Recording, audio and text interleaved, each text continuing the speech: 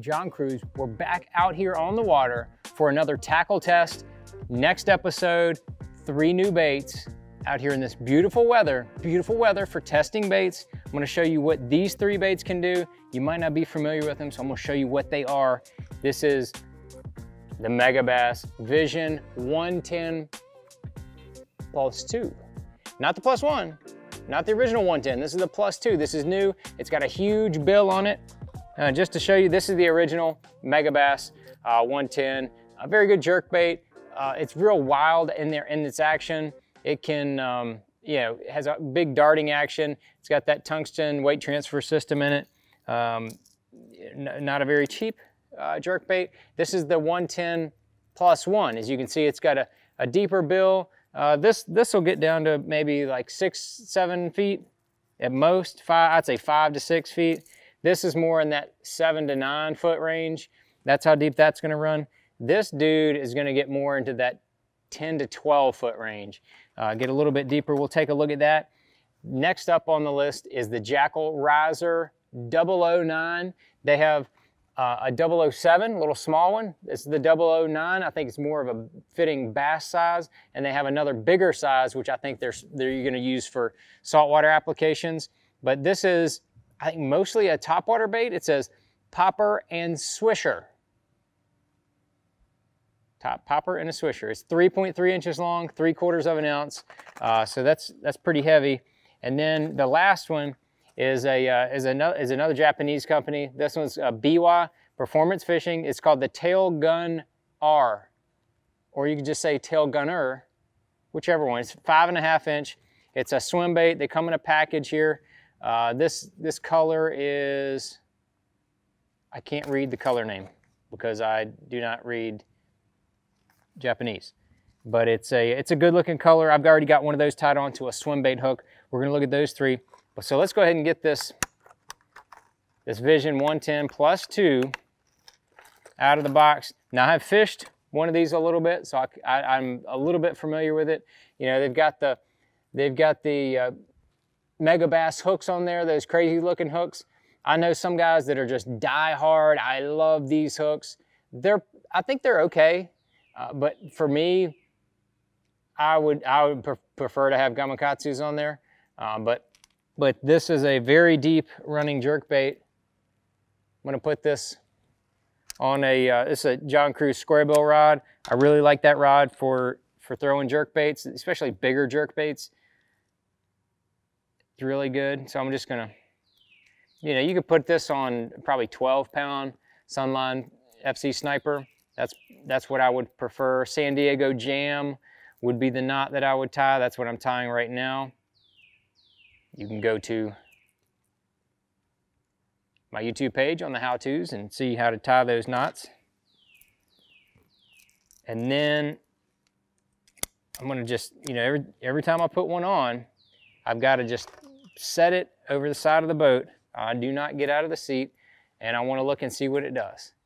And as I can see, it's in the water nose down. It actually, just totally stock. It's a really slow float, really slow float. So I kind of established that already. With that nose down, I'm gonna start giving it some jerks and see what happens. As I'm jerking, I can see that it wants to roll real hard side to side as it darts. It still has some darting action, I can already tell. But it's gonna roll and dart like this right here. I can tell you from fishing it already a little bit, this thing is, it's one of the better deep diving jerk baits that I have fished. So that's the designed by Yuki Ito, very famous Japanese bait designer. He's designed a ton of baits, very effective, very good baits. So we're gonna see what Mr. Ito has up his sleeve in this 110 +2. Once we start throwing it around a little bit. I tell you, I want to get up. I'm going to stand up and just throw this around a little bit. It has good flash. I mean, it just like with the regular 110s, it casts like a rocket. Very erratic. It's interesting because it has that big bill, but it still shoots left and right. It still darts left and right, and it rolls at the same time. Just, God, a bunch of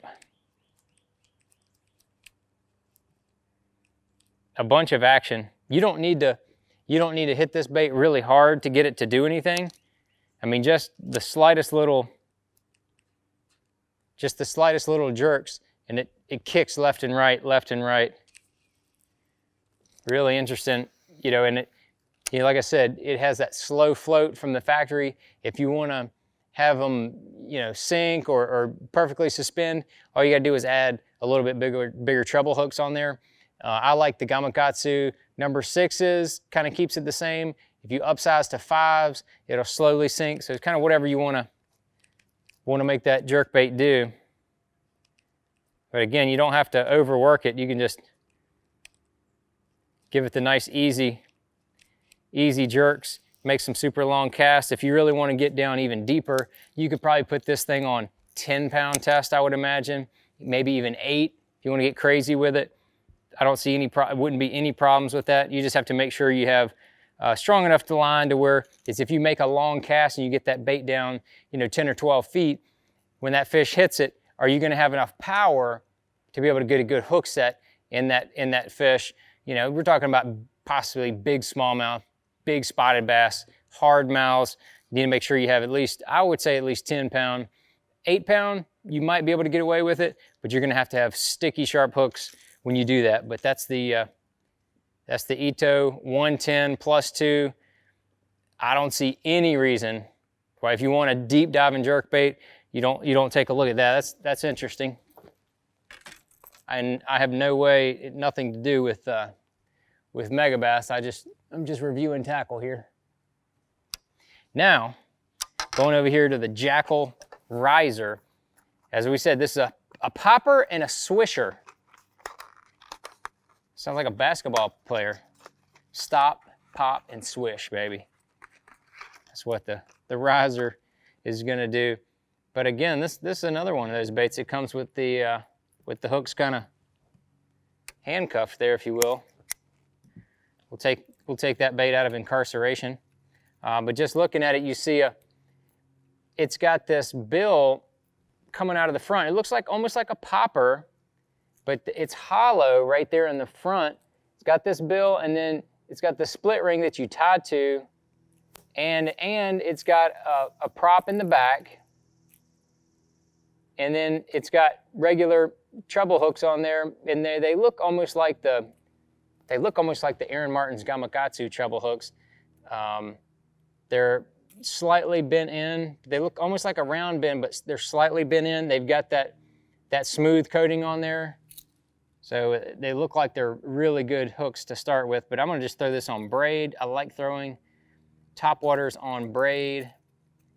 And as this thing said, it's 3/4 of an ounce, so I do not believe it is gonna float.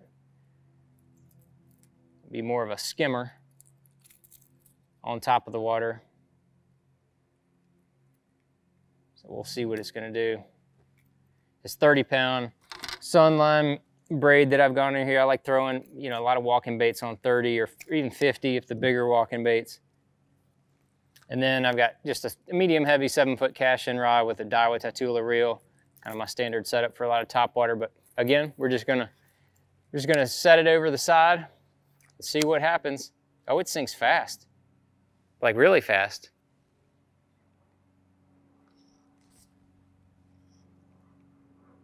Sinks like a rock. This is how it's supposed to be worked, I believe. You can hear that prop just spinning in the back. And then as I was starting to reel it, you could see that the bait, as I started to reel it, you could see it kind of bouncing back and forth. Ah, I see. If it's under the water, the way it works is it rotates it. It rocks real hard back and forth when it's under the water. You kind of slowly reel it under the water. So you can either leave it under the water and that thing will just kind of rock back and forth, or you could throw it, you know, and let that prop get out of the water and that thing will kind of swish around. So I'm gonna stand up I'm just kind of erratically reeling it.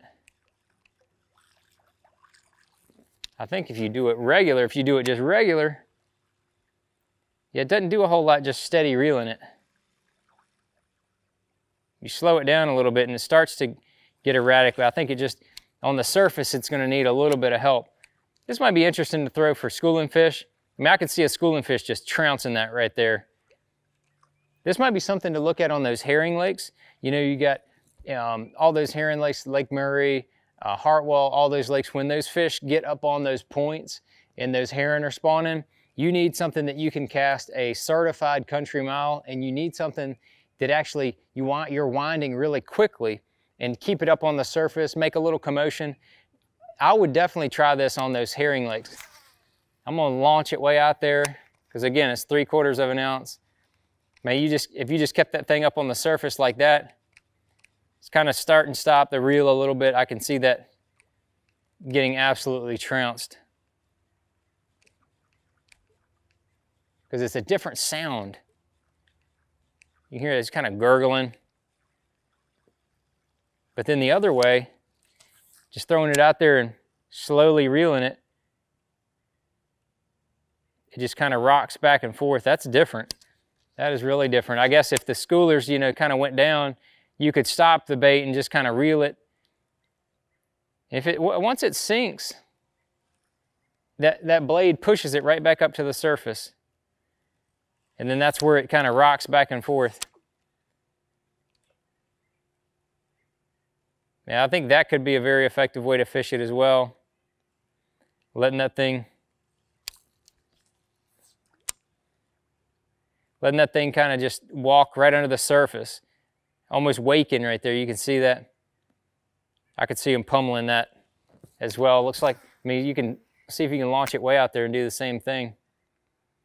Yeah, it's a tempo deal. You got to get the tempo just right. You get the speed just right, and it'll stay right up under the surface just like that right there. I could see that getting just total wreck city. So, I mean, that's 3 different ways to fish that riser, is right off the bat. It just kind of waking right under the surface. I can tell you right now, there's going to be some situation where this thing just gets absolutely choked out there on the water. That riser 009 got that weird little pocket right in the front, and it's got little slits in the gill to where the water can shoot out the sides, I guess. It just makes it a little more erratic. But again, this is one of those things that's so new. You're just going to kind of have to keep it in the back of your mind and fish it periodically to see if you can figure out when the best times to fish it are going to be, because this thing it's totally different. It's totally new. I think it's going to create a new category of topwater baits. That's the riser from Jackall. The guys from Jackall, man, up to it again. Up to it again. But all right, here's the Biwaa TailGunR 5.5 inch. I've got it already rigged on I think it's a 1/4 ounce. It's a 5/0 swim bait hook with a 1/4 ounce weight to it. And it's, you know, it's a good chunk of plastic. It's got a big boot tail on it. It's got this joint kind of right in the middle. I'm guessing it's gonna kind of pivot right there on that joint. I put it on just 14-pound test. You could put it on, I'm sure you could put it on 20, or you could put it on braid. It would be fine if you're fishing it around grass. But I really want to drop this dude in the water. Check out. You can already see that tail is really kicking hard. I mean, just immediately, as soon as it hits the water. Plus, the body wants to roll side to side like that real quick. And again, it's a 1/4 ounce weight on there. That's pretty heavy. I mean, you could definitely put it on a lighter one.